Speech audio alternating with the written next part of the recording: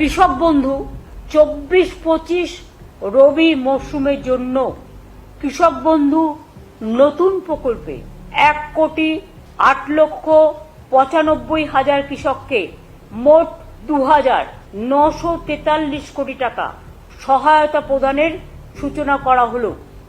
আগামীকাল থেকেই টাকা ছাড়া হবে। অর্থাৎ এবছরই কৃষক বন্ধু নতুন প্রকল্পে বাংলার কৃষকদের মোট 5,859 কোটি টাকা সহায়তা দেওয়া হলো।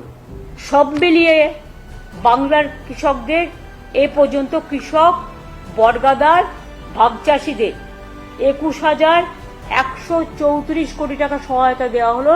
টাকাটা সম্পূর্ণভাবে রাজ্যের, এক্ষেত্রে কেন্দ্রের এক পয়সা নেই।